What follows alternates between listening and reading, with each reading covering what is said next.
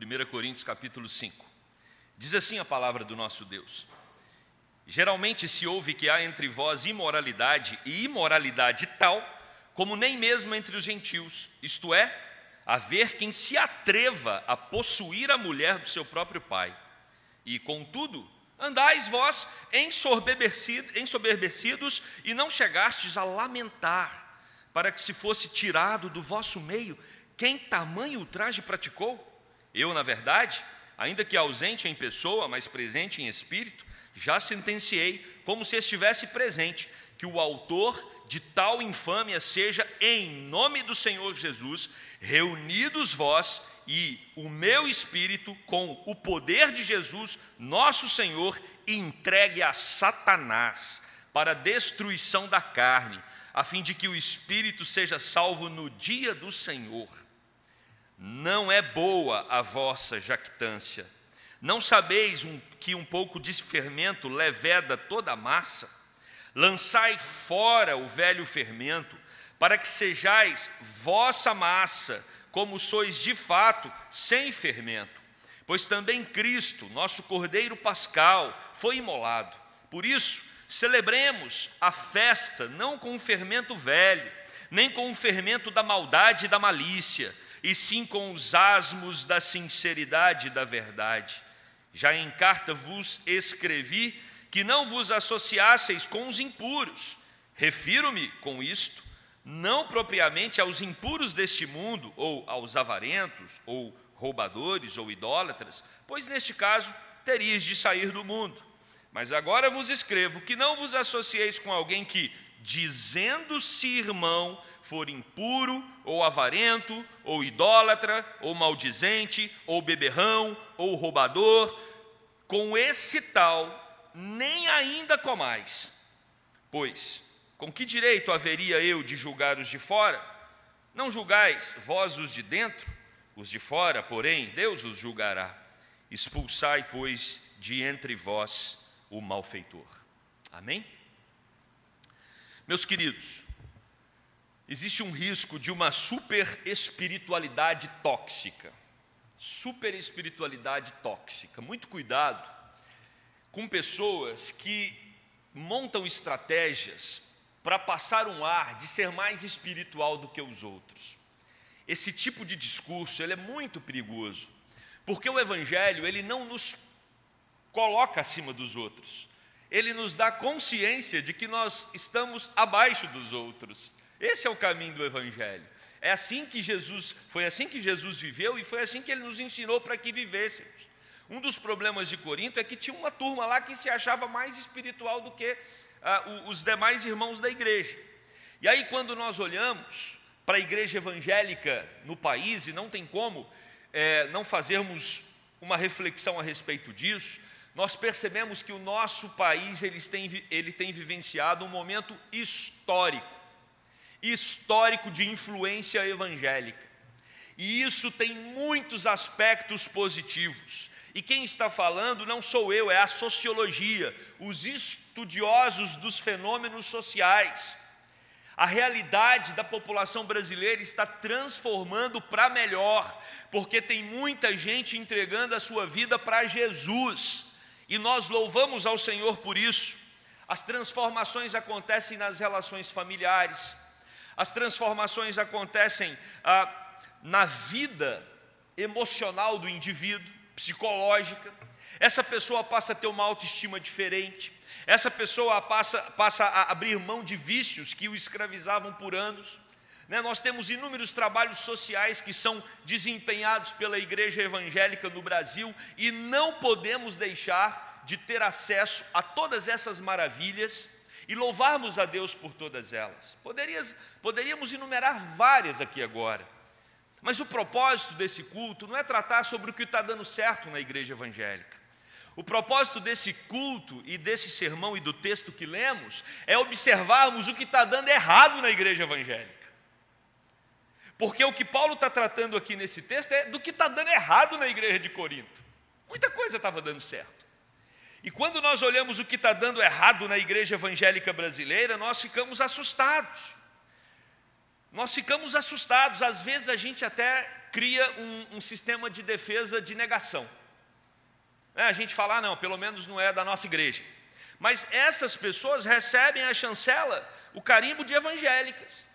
Recentemente nós tivemos uma pastora, deputada federal, com 5 filhos, tramando o assassinato do marido.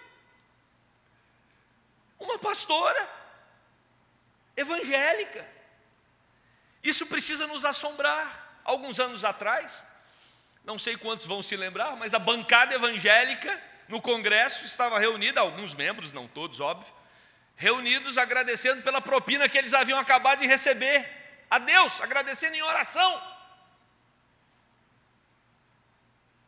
E nós então observamos tudo isso, e isso precisa provocar algum assombro na nossa vida. Eu trouxe um livro aqui, um livro que me assustou. A primeira vez que eu vi uma resenha sobre ele, fiz questão de comprar o livro. É uma tese de doutorado que me importunou assim muito e também me ajudou a entender o contexto da igreja evangélica no Rio de Janeiro, que tem, esse material é da Cristina Vital da Cunha. Eu vou fazer citação literal do livro, para eu não me comprometer. Olha o tema do livro: oração de traficante. Oração de traficante. E aí eu vou trazer um trecho que está na página 364 e 365, que diz assim: o que seriam esses traficantes evangélicos?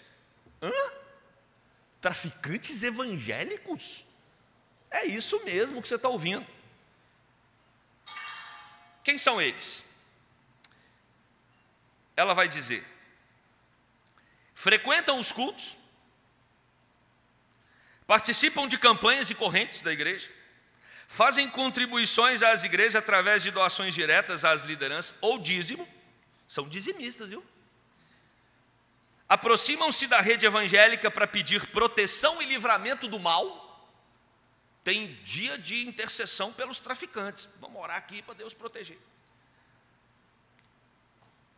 Promovem e financiam eventos evangélicos em comunidades.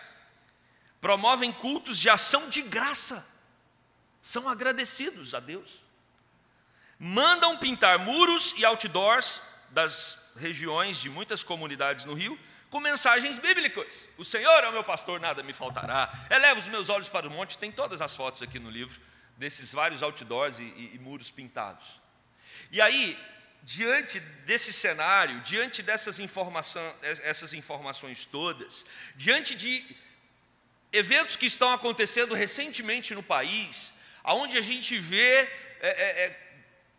a imprensa atenta, com os olhos bem abertos, para ver se vai conseguir pegar algum pastor fazendo alguma coisa errada, e aí você tem os indícios, os escândalos, e nós então começamos a ficar assombrados e acuados e até com medo, porque de alguma forma é a igreja evangélica, é o povo de Deus, e nós somos evangélicos, e a sociedade está observando todos esses movimentos. Nós precisamos fazer uma pergunta: como isso vai mudar? Como vamos ser uma igreja que realmente faz diferença no Brasil? Não é se tornando um super espiritual, porque isso a igreja de Corinto já era. Nós vamos aqui perceber que essa igreja, ela estava se achando muito importante e desprezando o ensino de Paulo. Hoje pela manhã foi pregado pelo reverendo Leonardo a importância que Paulo destaca da Bíblia, da tradição. Tudo precisa ser peneirado pela Escritura.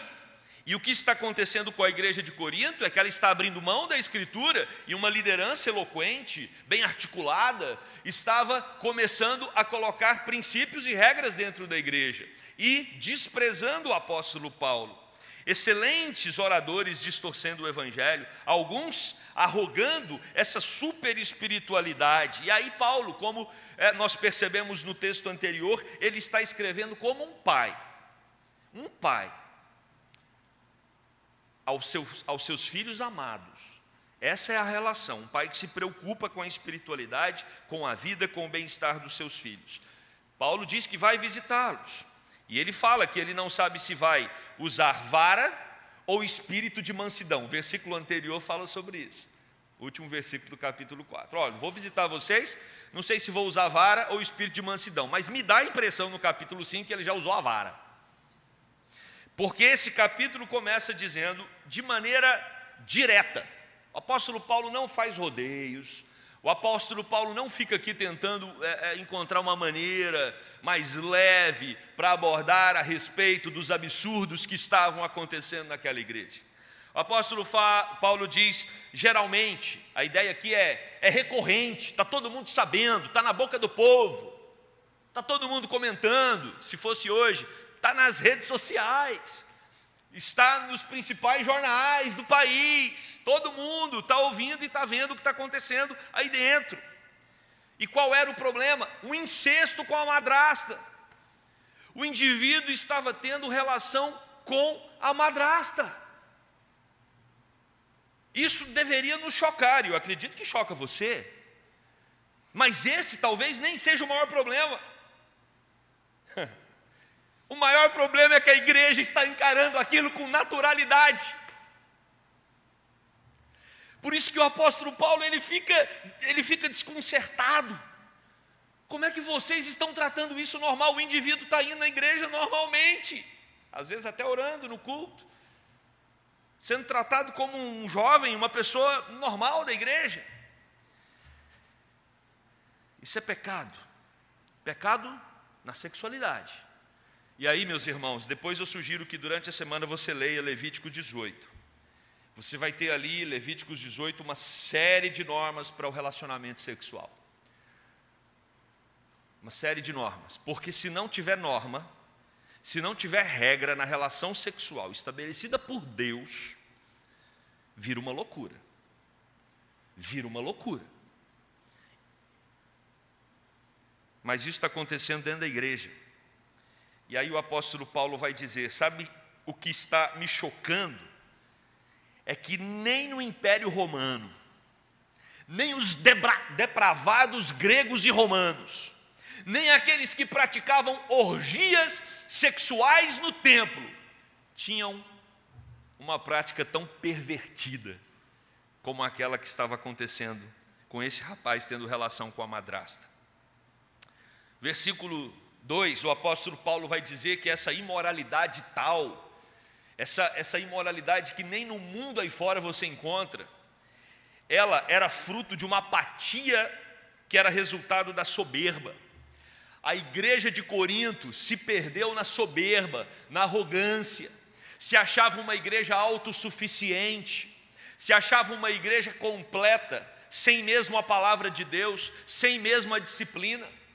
Ela se achava uma igreja que não precisava de repreensão, de um apóstolo histérico como Paulo querendo repreendê-la. Não precisa, a gente resolve tudo aqui no diálogo, na conversa. E Paulo vai dizer que essa soberba apática estava permitindo que pecados como esse viessem a serem praticados numa igreja que muitos se arrogavam super espirituais, falavam em línguas, não é? Ficavam lá dizendo que eram melhores que os outros. E aí, essa arrogância, ela obstrui a capacidade de percepção. Todo arrogante, ele não vai aceitar o seu próprio pecado.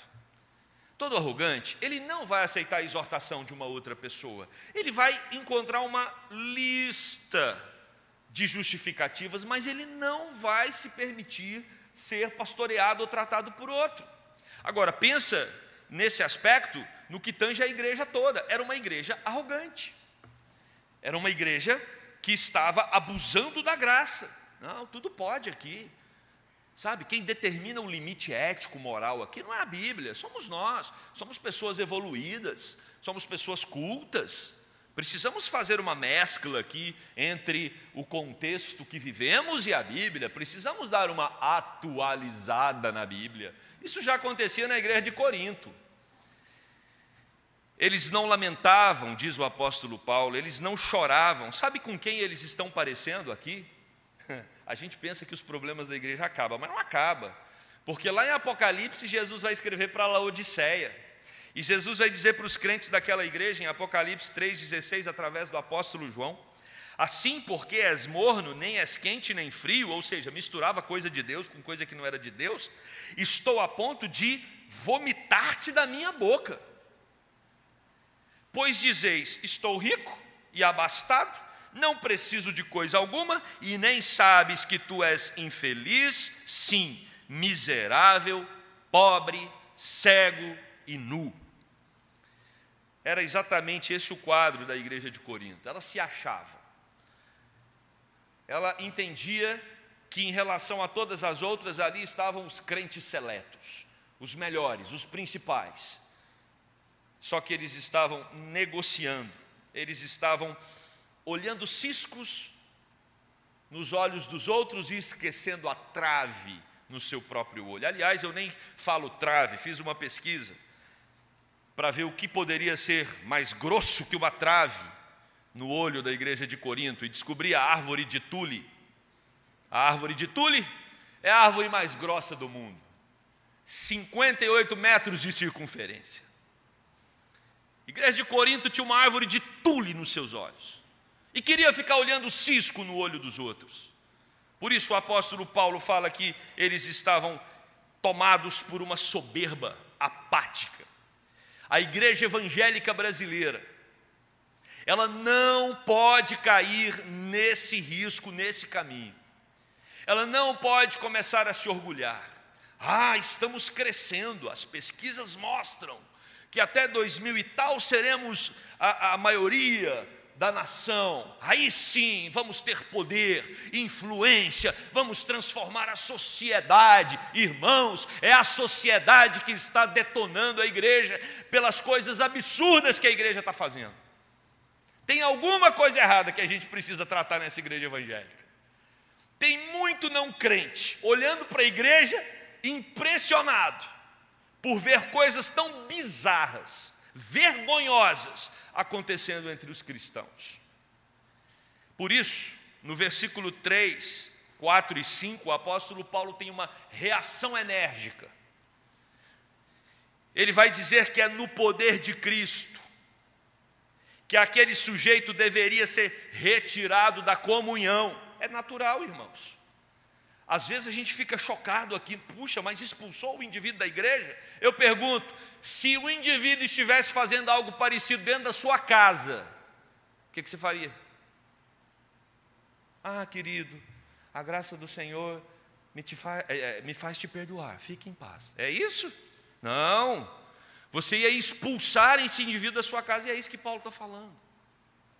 A igreja não é para pessoas que estão se deleitando nos seus pecados com naturalidade, sem arrependimento. A igreja é para gente pecador.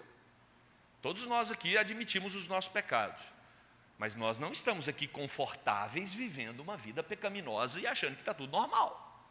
Porque se isso começar a acontecer, nós estamos nos distanciando do propósito para o qual Deus nos criou.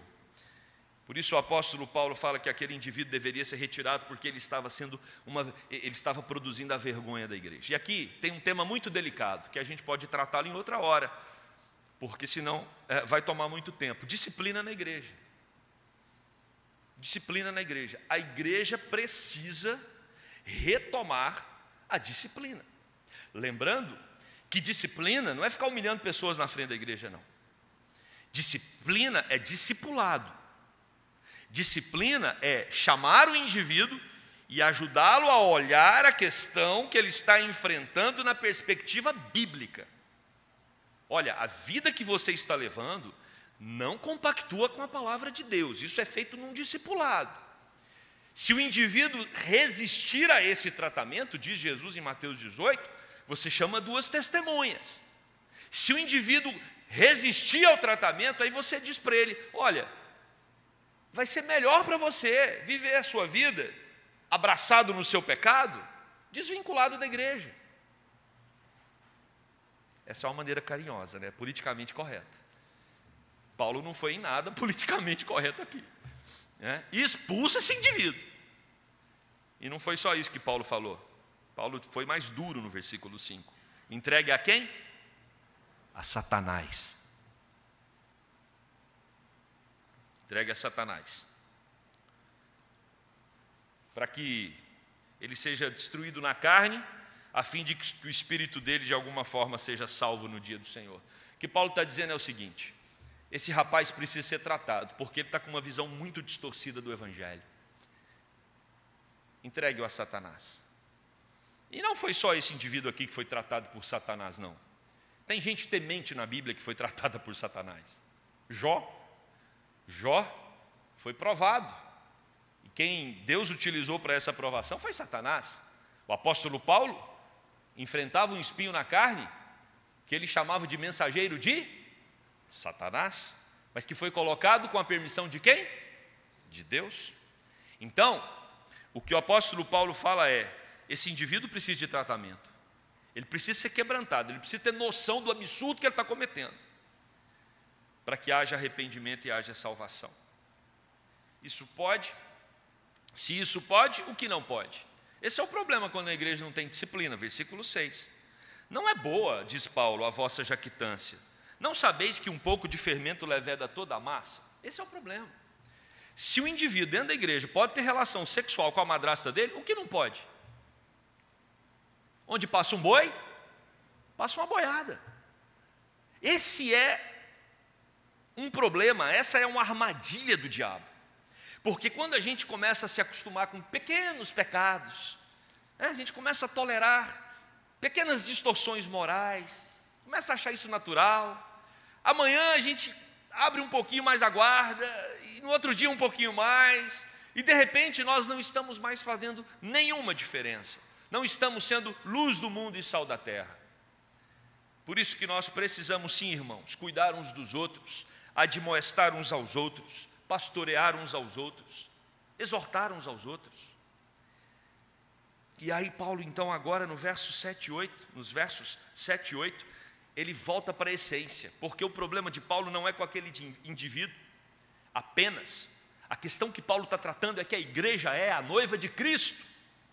Essa igreja foi comprada por um precioso sangue. Essa igreja, ela está conectada ao cabeça que é Jesus, e Paulo está desenvolvendo esse processo disciplinar, porque essa igreja tem dono, como nós temos falado aqui. E aí ele vai dizer: vocês precisam lançar fora esse velho fermento, para que sejais nova massa, como sois de fato, sem fermento. Pois também Cristo, nosso Cordeiro Pascal, foi imolado. A referência aqui é a Páscoa. Se os irmãos se lembram bem, quando o povo é liberto do Egito, eles precisam sair rapidamente, não dava tempo do pão fermentar, eles precisavam fazer o pão com pressa, né, porque Deus disse para eles abandonarem aquela terra. Êxodo 12:15 diz: logo ao primeiro dia tirareis o fermento das vossas casas, pois qualquer que comer coisa levedada, desde o primeiro dia até o sétimo dia, essa pessoa será eliminada de Israel. Então se instituiu a Páscoa, período em que Israel não deveria comer pão com fermento.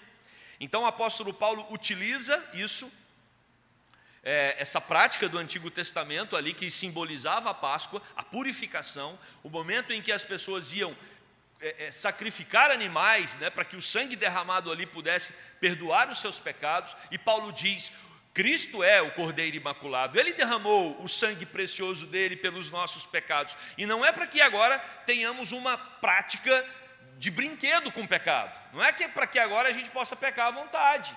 Ah, que bom, eu sou perdoado em Jesus, então eu posso pecar, porque Ele vai me perdoar quando eu arrepender. Não, o Cordeiro Imaculado morreu para que vivêssemos uma vida em santidade. Ele nos perdoa, mas é para que sejamos santos, como Ele é santo. Aquele pecado e a arrogância da igreja estavam afrontando não a Paulo, estava afrontando o Cordeiro Pascal. O velho fermento, o fermento da maldade, deveriam ser lançados fora, expulsos da igreja.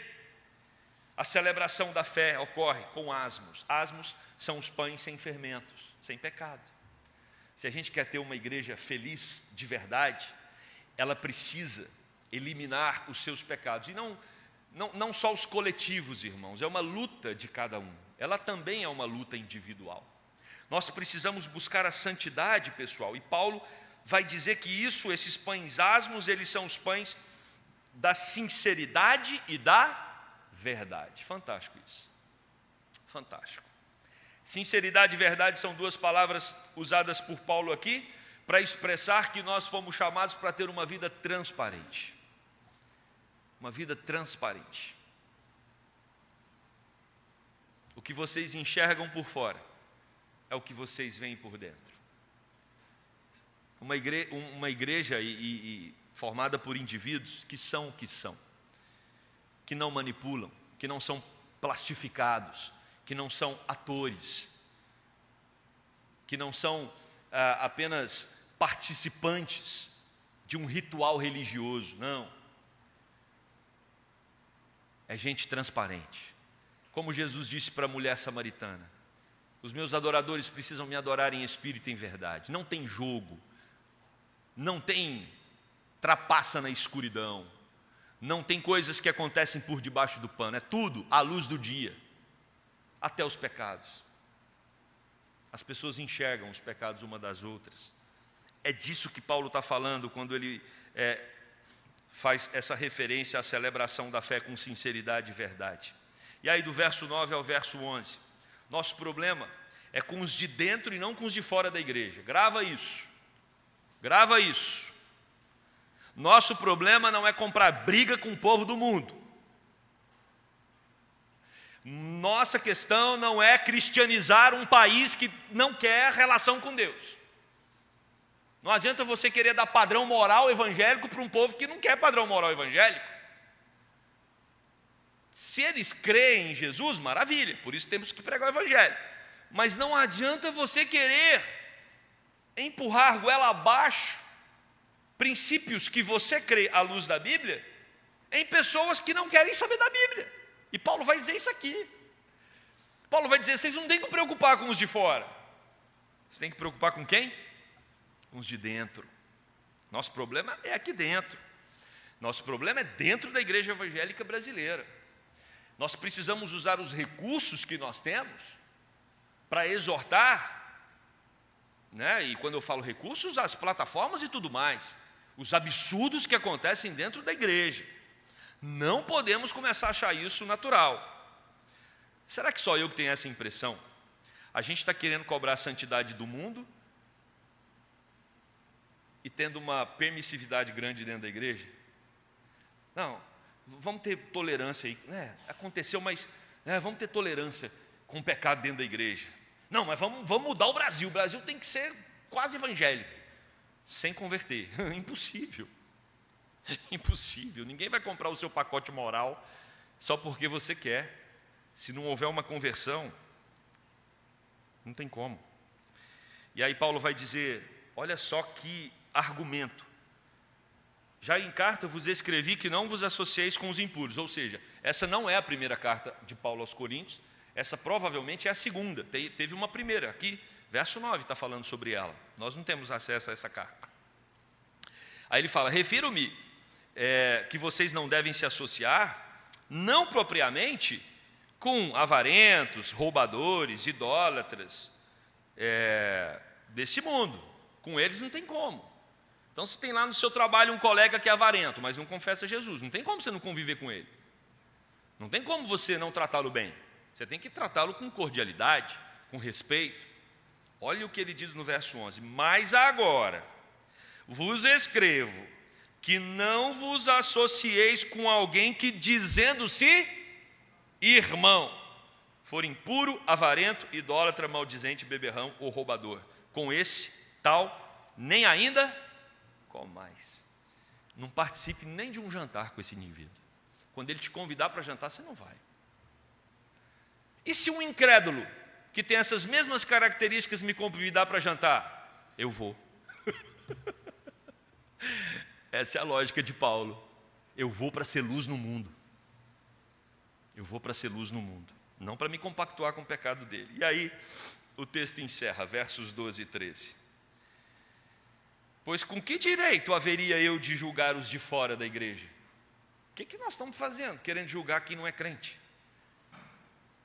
Não julgais vós os de dentro? Ou seja, o nosso tratamento tem que ser com os de dentro. Os de fora, Deus vai julgar. Agora vamos direto ao assunto. Expulsai dentre de vocês esse malfeitor. Ponto final.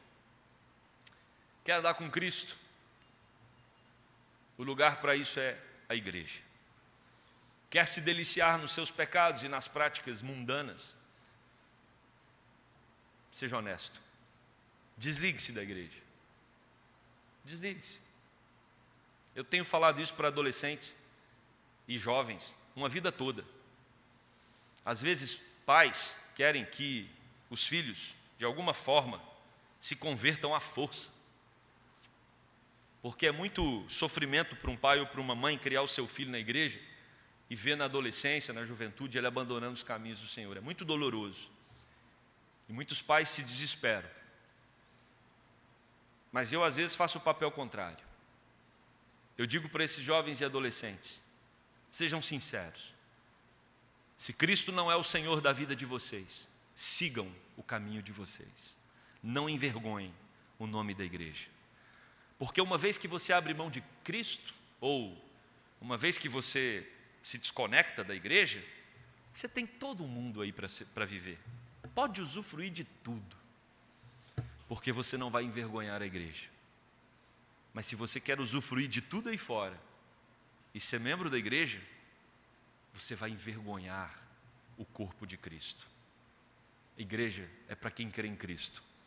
Igreja é para pecador que se sente confrontado com a palavra, busca o arrependimento e a mudança de vida. Não é apenas um lugar para as pessoas expressarem uma adoração como se fossem super espirituais, melhores que os outros.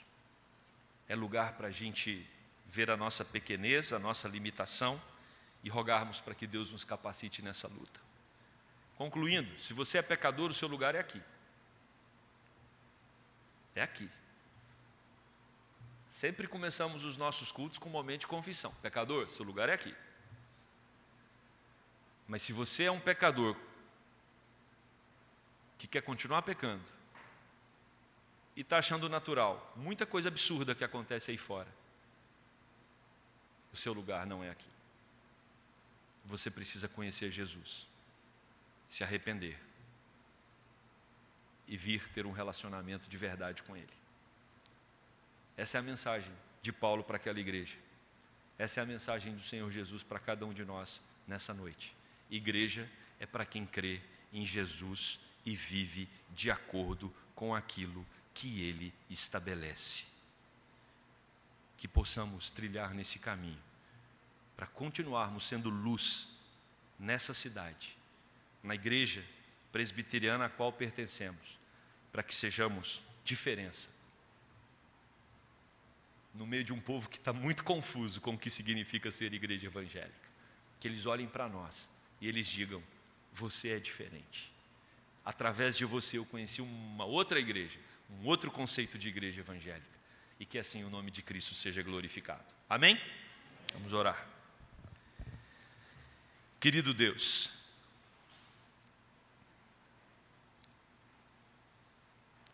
quando olhamos os noticiários, quando olhamos livros, teses como essa, Oração de Traficante, quando observamos alguns políticos evangélicos com seus comportamentos que envergonham até os incrédulos, quando observamos, Deus, líderes que assassinam o próprio cônjuge e querem que isso seja visto como natural, percebemos que tem muita coisa dentro da igreja evangélica brasileira que se assemelha com os absurdos que aconteciam lá na igreja de Corinto. Dê a nós, Deus, dê a nós poder do Espírito para não cairmos nessas armadilhas. Livra-nos, Deus, desse mal. Existem articulações, existem tramóias, existem armadilhas de Satanás para tentar fazer com que vislumbremos por aquilo que o mundo tem colocado, mas que o Senhor Deus desvie os nossos olhos, nos mantenha fixos naquele que é o Cordeiro de Deus que tira o pecado do mundo. Senhor, às vezes estamos numa guerra, numa batalha, para tentar convencer pessoas que o padrão evangélico, moral e ético é superior, é mais importante, é melhor para a família e para a sociedade. Mas desviamos os nossos olhos da podridão que afeta a igreja evangélica no nosso país. Dá-nos, Deus, cada vez mais disposição para exortarmos uns aos outros, admoestarmos, para cuidarmos da nossa própria espiritualidade e auxiliarmos os nossos irmãos nesse caminho, para que sejamos uma igreja, Deus, encontrada pelo Senhor Jesus Cristo como aprovada, porque viveu segundo aquilo que o Senhor estabeleceu. Ajuda-nos neste processo, Deus. Oramos assim, no nome de Jesus. Amém.